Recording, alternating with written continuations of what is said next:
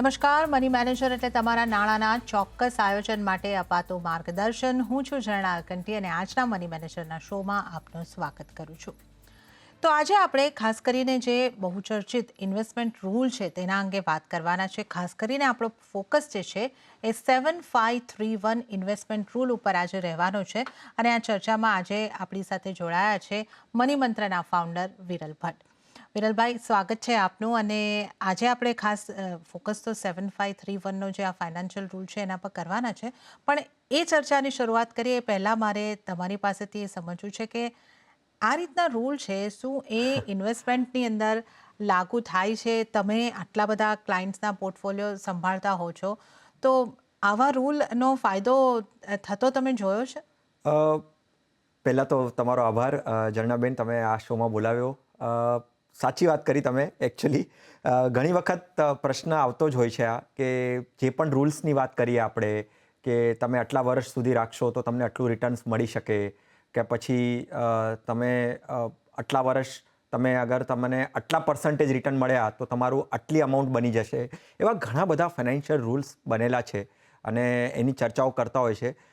આ બહુ આમ જોવા જઈએ તો હું હંમેશા છે ને આને એવી રીતે કહું કે અમુક રૂલ્સ એવા હોય છે કે ફંડામેન્ટલી હોય છે અને અમુક હોય છે એ ટેકનિકલી હોય છે. હવે ફંડામેન્ટલ રૂલ્સ જે હોય છે ને એ ડેફિનેટલી તમારા જીવનમાં તમે અગર એને ઇમ્પ્લિમેન્ટ કરો તો તમને સક્સેસ મળી શકે છે. હવે ટેકનિકલ રૂલ્સ હોય તો કદાચ હોઈ શકે, કદાચ કે કોઈકને થઈ શકે, કોઈકને ન થઈ શકે. તો આ ઘણી બધી જે રૂલ્સની વાતો જે છે ને ફંડામેન્ટલ અને ટેકનિકલના પોઈન્ટ ઓફ વ્યૂથી, પણ હા, એને તમે અગર સમજી લીધું, તમે તમારા જીવનમાં જેવી રીતે કહેવામાં આવ્યું છે એવી જ રીતે તમે એને ઇમ્પ્લિમેન્ટ કર્યો તો ડેફિનેટલી મને એવું લાગે છે કે ફાઇનાન્શિયલ રૂલ ડેફિનેટલી વર્ક કરે છે. પણ તમે એને આમ કહેવાય ને કે તમારે એને છે ને ગાંઠ બાંધી લેવી જોઈએ તમારા ફાઇનાન્શિયલ લાઈફમાં, તો ડેફિનેટલી એ જે ફાઇનાન્શિયલ રૂલ્સ છે એ તમારા જીવનમાં સાર્થક રીતે તમારી જે ફાઇનાન્શિયલ લાઈફ છે એને આગળ વધારી શકે છે. ઓકે, તો આ તો એક પ્રશ્ન હતો જે મારા મનમાં અને કદાચ અમારા દર્શકોના મનમાં પણ હશે, જેનો આપણે જવાબ લીધો કે આ ફાઇનાન્શિયલ રૂલ લાગુ થાય છે કે નહીં. તો હવે આપણે વાત કરીએ 7531, જેના પર આજે આપણે ફોકસ કરવાના છે. તો વિરલભાઈ, સૌથી પહેલાં 7531માં 7 શું છે અને આ રૂલ શું સમજાવે છે? જણાબેન, જો હંમેશા જ્યારે આપણે ઇન્વેસ્ટમેન્ટ્સની વાત કરતા હોય છે, મની મેનેજરમાં આપણે ઘણી વખત કદાચ એવું બન્યું હશે કે આપણે ચર્ચા કરી હશે કે કેટલા સમય સુધી મારે રોકાણ કરવું જોઈએ. બરાબર છે કે કોઈ કહેશે કે ઇક્વિટીમાં 1 વર્ષ માટે રોકાણ કરવાનું, કોઈ કહેશે 3 વર્ષ માટે કરવાનું, કોઈ કહેશે 5 વર્ષ માટે કરવાનું, કોઈ એમ કહેશે કે મારે શોર્ટ ટર્મ માટે કરવું છે, કોઈ કહેશે મારે મીડિયમ ટર્મ માટે કરવું છે અને કોઈ કહેશે લોંગ ટર્મ માટે કરવું છે. હવે જ્યારે પણ આપણે આ બધી વાતો કરીએ ત્યારે આમ કહેવાય ને કે આ તો ટેકનિકલ ભાષામાં કીધું, પણ ફંડામેન્ટલી શું? તો ફંડામેન્ટલી એવું પ્રૂવન થયું છે અત્યાર સુધી કે જ્યારે પણ આપણે ઇન્વેસ્ટમેન્ટ કરીએ, આપણે મ્યુચ્યુઅલ ફંડની વાત કરીએ તો મ્યુચ્યુઅલ ફંડમાં આપણે સિસ્ટમેટિક ઇન્વેસ્ટમેન્ટ પ્લાનની વાત કરીએ. બરાબર છે? તો સિસ્ટમેટિક ઇન્વેસ્ટમેન્ટ પ્લાનની વાત કરીએ તો એ કેટલા સમય સુધી કરવું યોગ્ય છે? તો એનું એક કેલ્ક્યુલેશન પ્રૂવન એક એનાલિસિસ છે કે તમે એટલીસ્ટ 7 વર્ષ સુધી તમે ઇક્વિટી મ્યુચ્યુઅલ ફંડ્સમાં તમારે રોકાણ કરવું જોઈએ. હવે અહીંયા હું એક ડેટા આપવા માંગુ છું તો લોકોને વધારે સરખી રીતે સમજાશે. 7 વર્ષ શું કામ? 7 વર્ષ સુધી અગર તમે ઇન્વેસ્ટમેન્ટ કરેલું છે ને તો પાસ્ટ હિસ્ટ્રી એવું કહે છે કે મેક્સિમમ તમને 30% રિટર્ન આવ્યું છે, મિનિમમ તમને 5% રિટર્ન આવ્યું છે અને એવરેજ રિટર્ન તમને 15% તો મળ્યું જ છે. બરાબર છે? આ 7 વર્ષ સુધીના સમયગાળામાં 7 વર્ષ સુધી તમે તમારું રોકાણ રાખ્યું તો એવું 7 વર્ષ સુધી તમે ન રાખ્યું. બરાબર છે? હવે 7 વર્ષ સુધી અગર રાખ્યું છે ને તો તમને લેસ ધેન 7% રિટર્ન, બરાબર છે, 7%થી ઓછું રિટર્ન છે ને એ ખાલી 2%, એટલે ઓવરઓલ તમે એમ જોશો ને તો 98% ટાઈમ સુધી તમારો પોર્ટફોલિયો પોઝિટિવમાં રહ્યો છે. બરાબર છે? અને 7%થી ઓછું રિટર્ન ખાલી 2 ટાઈમ્સ છે, એટલે 2% છે. રાઈટ? સો થોડું કદાચ કન્ફ્યુઝન લાગશે સાંભળીને, પણ એનાલિસિસ પ્રૂવન એનાલિસિસ છે કે તમે તમારો ટાઈમ હોરાઇઝન જ્યારે ઇક્વિટીમાં રોકાણ કરો છો ત્યારે 7 વર્ષથી વધારે રાખશો તો તમે હંમેશા ફાયદામાં રહેશો. 98% ટાઈમ તમે તમારો પોર્ટફોલિયો પોઝિટિવમાં, એમાં પણ મિનિમમ રિટર્ન્સ તમને 5 થી 7% મળ્યા જ છે, મેક્સિમમ રિટર્ન તમને 30% મળ્યા છે, એવરેજ રિટર્ન તમને 15% મળ્યા છે. ઓકે, તો 7531નો 7 સૌથી મહત્વનો તમારે માટે બનતો દેખાઈ શકે છે. અને અહીંયા આગળ ડેટા પણ વિરલભાઈએ શેર કર્યા છે, જે આપણે ઇતિહાસના ડેટા જે અત્યાર સુધીના જોયા છે કે 98% ટાઈમ્સ પોઝિટિવ રિટર્ન્સ છે અને 30% સુધીના મહત્તમ રિટર્ન્સ પણ આપણે અહીંયા આગળથી જોયા છે. અને જે એવરેજ આપણે 10-12%ના રિટર્નની વાત કરતા હોઈએ છીએ તો ચોક્કસપણે અહીંયા આગળથી મળતા દેખાયા છે. તો 7 વર્ષનો સમયગાળો ઇક્વિટીના રોકાણકાર માટે ખાસ મહત્વનો છે, એનું તમારે ધ્યાન રાખવાનું છે. હવે આપણે આવીએ ફાઈ પર. ફાઈ શું છે અને આ રૂલ શું શીખવે છે અને અહીંયા રોકાણકારે કઈ રીતે આને ફોલો કરવાનું છે? ઝરણાબેન, બહુ જ ઇન્ટરેસ્ટિંગ છે. આ 7 તો આપણે જોયું. 5માં છે ને, હું હંમેશા આપણા હાથનો એક્ઝામ્પલ આપું. અને એ હાથમાં આપણે હાથને જોશું ને તો આપણી 4 આંગળીઓ, એક અંગૂઠો કોઈ સમાન નથી, બરાબર ને? કોઈ એક આંગળી મોટી છે, એક આંગળી નાની છે, રાઈટ? અંગૂઠો થોડોક નાનો છે, એવી રીતે છે, કોઈ સમાન નથી. હવે ઇન્વેસ્ટમેન્ટના વર્લ્ડમાં પણ, ફાઇનાન્સના વર્લ્ડમાં પણ આપણે જ્યારે ઇન્વેસ્ટમેન્ટ્સની વાત કરીએ ને તો આપણે આપણો પોર્ટફોલિયો એક સમાન તરીકે નથી રાખવાનો. એટલે કેવી રીતે? તો આમાં એક 5 ફિંગર્સ સ્ટ્રેટેજી છે જે ઇમ્પ્લિમેન્ટ કરવી જોઈએ. અને એ 5 ફિંગર સ્ટ્રેટેજીમાં સૌથી પહેલું ઇમ્પોર્ટન્ટ એ છે કે ડાયવર્સિફિકેશન. તમારે એક સમાન જેવો પોર્ટફોલિયો નથી બનાવવાનો. એટલે ઘણી વખત લોકો જ્યારે હું મળું, વાત કરું ઇન્વેસ્ટમેન્ટ્સની અને રિટર્ન્સની વાત કરું તો બધા એમ જ કે અરે સ્મોલ કેપ જ એક એવું ઇન્વેસ્ટમેન્ટ ઓપ્શન છે કે કેટેગરી છે જ્યાં મને રિટર્ન્સ મળશે. સાચી વાત છે, સ્મોલ કેપ રિટર્ન્સ વધારે આપે છે, પણ શું બધા પૈસા તમારે સ્મોલ કેપમાં રાખવા જોઈએ? શું બધા પૈસા મિડ કેપમાં રાખવા જોઈએ? રાઈટ? એવી રીતે તમારે નથી કરવાનું. તમારે 5 ફિંગર સ્ટ્રેટેજી જે છે ને એને ઇમ્પ્લિમેન્ટ કરવું જોઈએ. 5 ફિંગર સ્ટ્રેટેજી એટલે શું? કે તમારો પોર્ટફોલિયો, તમે જે પણ ઇન્વેસ્ટમેન્ટ કરો છો, એક્ઝામ્પલ કે તમે 100 રૂપિયા ઇન્વેસ્ટ કરવા માંગો છો, તો 100 રૂપિયા તમારે એક જ કેટેગરીમાં કે એક જ સ્ટ્રેટેજીમાં નથી નાખવાના. તમારે થોડાક પૈસા તમારે વેલ્યુમાં નાખવા જોઈએ. વેલ્યુ સ્ટોક્સની વાત કરીએ, વેલ્યુ કંપનીઝની વાત કરીએ. આપણે મની મેનેજરમાં ઘણી વખત વાત કરી છે કે વેલ્યુ સ્ટ્રેટેજી એટલે શું, બરાબર છે? તો તમારા પોર્ટફોલિયોમાં વેલ્યુ મ્યુચ્યુઅલ ફંડ્સ હોવા જોઈએ કે વેલ્યુ સ્ટોક્સ હોવા જોઈએ. તમારા પોર્ટફોલિયોમાં ક્વોલિટી સ્ટોક્સ હોવા જોઈએ, રાઈટ? તમારા મ્યુચ્યુઅલ ફંડ્સમાં પણ તમે જે પણ મ્યુચ્યુઅલ ફંડ લો છો એમાં એ કેટલા ક્વોલિટેટિવ સ્ટોક્સમાં ઇન્વેસ્ટ કરે છે, કેટલા વેલ્યુ સ્ટોક્સમાં ઇન્વેસ્ટ કરે છે. પછી તમારા પોર્ટફોલિયોમાં ગ્લોબલ એક્સપોઝર પણ હોવો જોઈએ. અમુક ફોરેન કંપની, ફોરેન સ્ટોક એક્સચેન્જીસના પણ સ્ટોક્સ તમારા પોર્ટફોલિયોમાં હોવી જોઈએ. તમારા પોર્ટફોલિયોમાં મિડ અને સ્મોલ બંને હોવા જોઈએ. ઘણી વખત મને લોકો એમ પણ કહે છે કે લાર્જ કેપ જ એક સેફ બેટ છે, મિડ કેપ અને સ્મોલ કેપ તો બહુ વોલેટાઇલ છે, રિટર્ન્સ આવે છે પણ બહુ જ ડેન્જરસ છે, બહુ જ રિસ્કી છે. ના, એવું નથી. તમારા ઓવરઓલ પોર્ટફોલિયોમાં જે એમ કહેવાય ને કે ગાર્પની સ્ટ્રેટેજી હોવી જોઈએ. તમારા પોર્ટફોલિયોમાં ગ્રોથ પણ હોવું જોઈએ, તમારા પોર્ટફોલિયોમાં વેલ્યુ પણ હોવું જોઈએ, તમારા પોર્ટફોલિયોમાં મિડ કેપ અને સ્મોલ કેપ પણ હોવું જોઈએ, તમારા પોર્ટફોલિયોમાં ગ્રોથ એટ રિઝનેબલ પ્રાઇસ. એટલે તમે જ્યારે કોઈ પણ સ્ટોક્સ તમારા પોર્ટફોલિયોમાં લઈ રહ્યા છો, આ ખાલી ડાયરેક્ટ સ્ટોક્સના પોઈન્ટ ઓફ વ્યૂથી હું કહું છું કે તમારા પોર્ટફોલિયોમાં તમે સ્ટોક્સનો પોર્ટફોલિયો બનાવો છો તો એ જે પ્રાઇસ પર તમે જે સ્ટોક લઈ રહ્યા છો એ પ્રાઇસ, એનો જે ગ્રોથ થઈ રહ્યો છે, બરાબર છે? એક અર્નિંગ પર શેર કરીને એક ટર્મિનોલોજી આપણે એનાલિસિસ કરતા હોઈએ છીએ સ્ટોક્સ લેતી વખતે.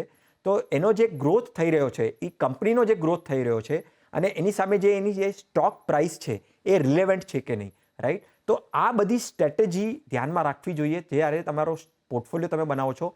અને ડાયવર્સિફાઈ પોર્ટફોલિયો હોવો જોઈએ, આ ઇમ્પોર્ટન્ટ મુદ્દો છે આની અંદર. તમે તમારા બધા પૈસા એક જ જગ્યાએ, એક જ કેટેગરીમાં તમે નાખશો તો તમને કદાચ પ્રોબ્લેમમાં મૂકી શકો છો તમારા ઓવરઓલ ફાઇનાન્શિયલ ઇન્વેસ્ટમેન્ટ્સને. કહેવાની વાત એ જ છે કે જે 5 સ્ટેન્ડ કરે છે એમાં તમારે 5 ફિંગર સ્ટ્રેટેજી અપનાવવી જોઈએ અને એ મુજબ તમારો પોર્ટફોલિયો હોવો જોઈએ. અને આજે આપણે વાત કરી રહ્યા છીએ 7531 ઇન્વેસ્ટમેન્ટ સ્ટ્રેટેજીની. આપણી સાથે વિરલ ભટ્ટ જોડાયેલા છે. તો આપણે 7ની જે વાત કરી, આ છે તમારો ઇન્વેસ્ટમેન્ટનો હોરાઇઝન સમયગાળો. તો 7 વર્ષ માટેનું તમારું ઇક્વિટીનું રોકાણ હશે તો તમે મહત્તમ અહીંયા આગળથી રિટર્ન્સ મેળવી શકો છો અને પોઝિટિવ પોર્ટફોલિયો રહેવાની સંભાવનાઓ ઘણી બધી, લગભગ 100%ની આસપાસ બનેલી દેખાઈ રહી છે. 5 વર્ષ જે આપણે વાત કરી, 5 ફિંગર સ્ટ્રેટેજી અહીંયા આગળથી અપનાવીને ચાલો. ડાયવર્સિફાઈડ પોર્ટફોલિયો તમારે અહીંયા આગળથી રાખવાનો છે. અને હવે આપણે વાત કરવાના છે 3 શું છે. તો વિરલભાઈ, આ 3 શું છે અને અહીંયા આગળ કઈ વાતોનો સમાવેશ કરવામાં આવે છે? મને લાગે છે કે આજનો જે સમય છે સ્ટોક માર્કેટનો, એ સમયમાં, એ ફેઝમાં આ 3ની ચર્ચા આપણે ડેફિનેટલી કરવી જોઈએ. કેવું થાય છે ઝરણાબેન, કે જ્યારે કોઈ પણ ઇન્વેસ્ટમેન્ટ જર્ની કોઈ પણ વ્યક્તિની ચાલુ થાય ત્યારે હંમેશા એક ફેઝમાંથી પસાર થતો હોય છે. અને એ જનરલી એવું જોવામાં આવ્યું છે કે એવા 3 ફેઝિસ છે, જે 3 ફેઝિસમાં એનું ઇન્વેસ્ટમેન્ટ્સ હંમેશા એનાલિસિસ કરતો હોય છે. અને એનાલિસિસ કરતી વખતે અમુક એક્શન્સ લેતો હોય છે અને અમુક રિએક્શન્સ આપતો હોય છે, રાઈટ? તો આ 3 ફેઝિસ એટલે શું? પહેલો ફેઝ છે ને, એ છે એક ડિસઅપોઇન્ટમેન્ટ ફેઝ.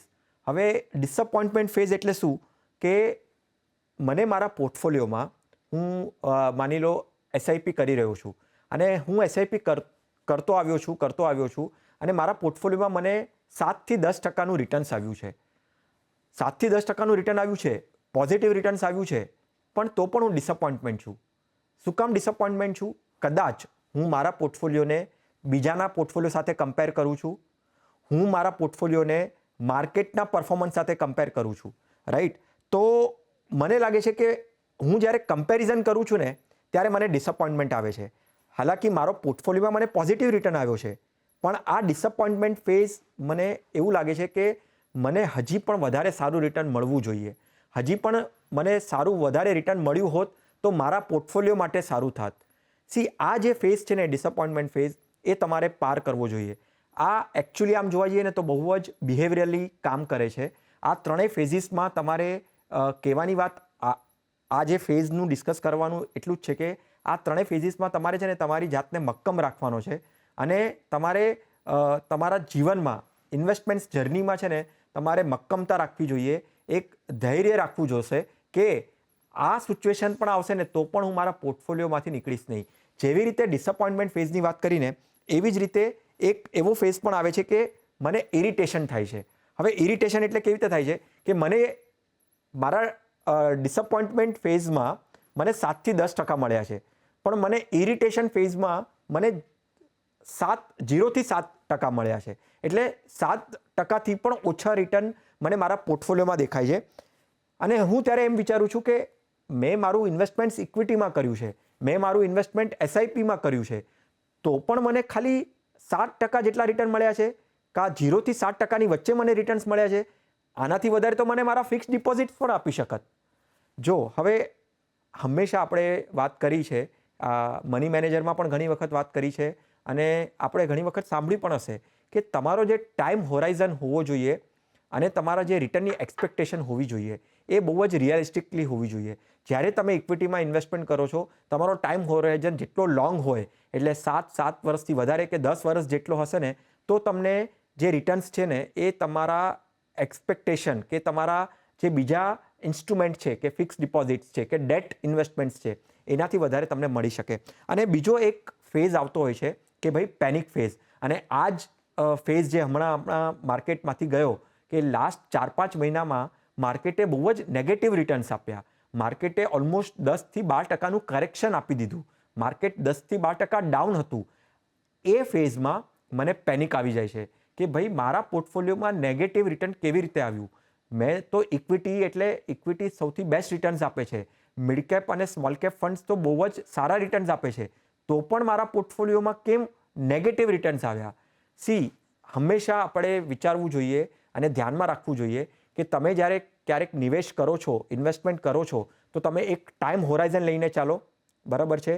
તમે એક રિયલિસ્ટિકલી રિટર્નની જે એક્સપેક્ટેશન છે એને તમારે રિયલિસ્ટિકલી રાખવું જોઈએ કે ભાઈ મને આટલા રિટર્ન્સ તો ડેફિનેટલી મારા પોર્ટફોલિયોમાંથી મળશે. મારા પોર્ટફોલિયોને મારે કોઈના બીજા સાથે કમ્પેર નથી કરવાના, રાઈટ? ડેફિનેટલી એનાલિસિસ કરવાનું છે. પણ તમે જે એ એનાલિસિસમાં બીજાના સાથે કમ્પેર કરીને તમારા પોર્ટફોલિયોમાં એક્શન અને રિએક્શન લાવશો ને તો તમારા ફાઇનાન્શિયલ લાઈફ માટે તમને જે વેલ્થ ક્રિએશન કરવી છે ને એ તમારી નહીં થઈ શકે. એટલે ઇમ્પોર્ટન્ટ મુદ્દો અહીંયા એ છે કે જ્યારે પણ તમે ઇન્વેસ્ટમેન્ટ્સની તમારી જર્ની સ્ટાર્ટ કરો છો, ફાઇનાન્શિયલ પ્લાનિંગની જર્ની જ્યારે સ્ટાર્ટ કરો છો, આ 7531નો જે રૂલ છે ને એ તમારે ઇમ્પ્લિમેન્ટ કરવો જોઈએ. 75 આપણે જોયું, 3માં આ 3 ફેઝિસ જે છે, આ 3 ફેઝિસમાં તમે ક્યારે પણ પસાર થઈ શકો છો. તો તમને પહેલાંથી ધ્યાનમાં રાખવાનું છે કે આ જે 3 ફેઝિસ છે એમાં હું કેવી રીતે મક્કમતાથી મજબૂત બનીને મારી જે ફાઇનાન્શિયલ જર્ની છે, મારો જે ગોલ છે, જે મારો ટાર્ગેટ છે, એ જ્યાં સુધી હું નહીં સાધી શકું ને ત્યાં સુધી હું મારા ઇન્વેસ્ટમેન્ટમાંથી બહાર નહીં આવું.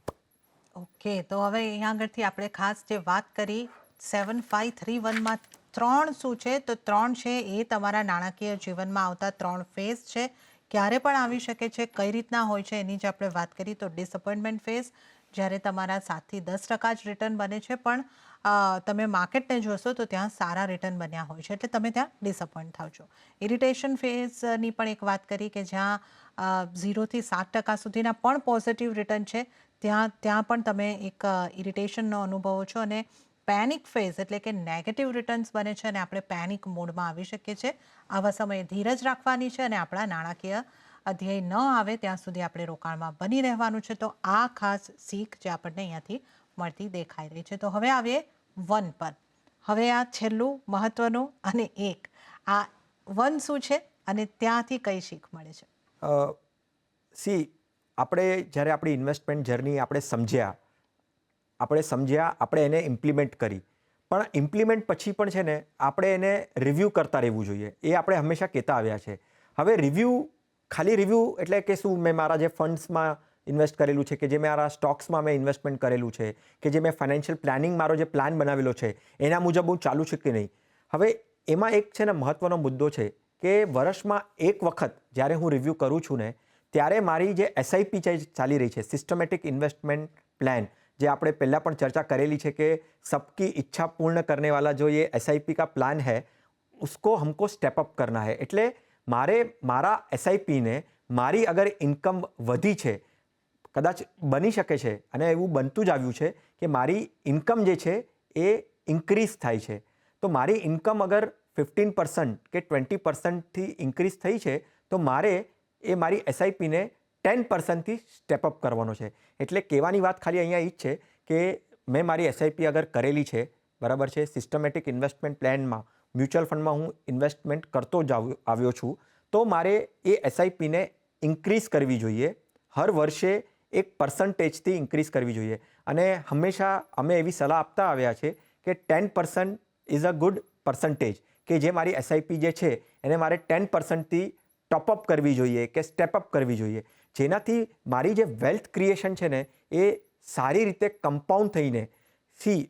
એનાલિસિસ એવું પણ કહે છે કે તમે એક નોર્મલ એસઆઈપી 20,000ની કરો છો, માની લો એક્ઝામ્પલ 20,000ની કરો છો, અને એ 20,000માં અગર તમે એવરી યર 10% સ્ટેપઅપ કરો છો ને તો તમે જે કોર્પસ અચીવ કરવા માંગો છો એનાથી 2 ટાઈમ્સ 3 ટાઈમ્સ તમારું કોર્પસ બની શકે છે સ્ટેપઅપ એસઆઈપીથી. અને સ્ટેપઅપ એસઆઈપી તમને એટલા માટે પણ ફાયદાકારક છે કે તમે જે ફાઇનાન્શિયલ ગોલ વિચારીને રાખ્યો છે, બરાબર છે, તમે એક શરૂઆત કરો છો ફાઇનાન્શિયલ પ્લાન મુજબ, તમારા અમુક એક ફાઇનાન્શિયલ ગોલ્સ છે, અમુક ફાઇનાન્શિયલ ગોલ્સને તમારે એક અમુક ટાઈમ પર તમારે એને અચીવ કરવા છે. અગર એ જે અચીવ કરવા છે એમાં તમે અગર સ્ટેપઅપને પણ આવરી લેશો ને તો તમારો જે ગોલ તમે જે અચીવ કરવા માંગો છો ને એને વધારે સ્પીડથી તમે અચીવ કરી શકશો, વધારે જલ્દી તમે એને અચીવ કરી શકો. એટલા જ માટે આ જે એક છે, વર્ષમાં એક વખત તમારું જ્યારે તમે રિવ્યૂ કરો છો ઇન્વેસ્ટમેન્ટને, પોર્ટફોલિયોને, તમારા ફાઇનાન્શિયલ પ્લાનને, તો તમારે એટલીસ્ટ એને સ્ટેપઅપ કરવું જોઈએ. 10%, 15%, 20% જે તમને અલાઉ કરતું હોય તમારા ઇન્કમના ઓવરઓલ એનાલિસિસથી, પણ સ્ટેપઅપ કરવું જરૂરી છે. અને એ એક વખત ડેફિનેટલી એનાલિસિસ કરવું જરૂરી છે કે હું ક્યારે મારી એસઆઈપીને સ્ટેપઅપ કરું મારા ફાઇનાન્શિયલ લાઈફમાં. ઓકે, તો એક વખત જે છે તમારી પોર્ટફોલિયોને તમારે રિવ્યૂ કરવાનો છે અને તમારે સ્ટેપઅપ કરવાનું છે. તમારી જે પોર્ટફોલિયો છે, તમારી એસઆઈપી જે છે એને ખાસ તમારે સ્ટેપઅપ કરવાની છે. અને આનો ઘણો મોટો ફાયદો તમને તમારા જે આ પોર્ટફોલિયોના રિઝલ્ટ જે તમને મળવાના છે, સમૃદ્ધિ સર્જન જે થવાનું છે એની અંદર ચોક્કસપણે મળવાનો છે. વિરલભાઈ, તમારી એસઆઈપીની વ્યાખ્યા સબકી ઈચ્છા પૂરી કરને વાલા પ્લાન જેમ MF સહી હૈ જેમ જાણીતું અને ઓળખીતું બની ગયું છે. હવે આપણા દર્શકો SIPની પણ નવી વ્યાખ્યાને ખાસ સ્વીકારી લેશે અને આમ મોઢે મોઢે ચર્ચાથી થઈ જશે એવું મને ચોક્કસપણે લાગી રહ્યું છે. તો ખૂબ ખૂબ આભાર આપનો અમારી સાથે જોડાવા બદલ અને આવી ઉપયોગી માહિતી અમારી સાથે શેર કરવા બદલ. આજના સમગ્ર ટોપિક ઉપર ચર્ચા કરવા બદલ આપનો ખૂબ ખૂબ આભાર. તો દર્શક મિત્રો, આજે આપણે જે ખાસ ચર્ચા કરી છે અહીં આગળથી આપણે 7531 રૂલની વાત કરી, એને અપનાવો અને એનાથી મહત્તમ ફાયદો મેળવો. આજના એપિસોડમાં આટલું, પણ જતાં જતાં આપને ફરી એક વખત યાદ કરાવી દઉં કે પર્સનલ ફાઇનાન્સના તમારા સવાલ અમને મોકલો. તમારું નામ, શહેર, ઉંમર સાથે અમને ઈમેલ કરો. અમે નિષ્ણાતો પાસે એનો જવાબ અપાવવાની પૂરી કોશિશ કરીશું. અમારું ઈમેલ એડ્રેસ છે money@nw18.com. આ ઉપરાંત તમે ફેસબુક ઉપર પણ અમને લખો. અમારું ફેસબુક ઉપર લખવા માટે facebook.com/CNBC બજાર પર તમે કમેન્ટ કરી શકો છો અને ટ્વીટ પણ કરી શકો છો twitter.com/CNBC બજાર પર. તો આ સાથે જ મની મેનેજરના આ એપિસોડમાં હાલ પૂરતું આટલું જ. હાલ મને આપશો રજા, પણ આપ જોતા રહો CNBC બજાર.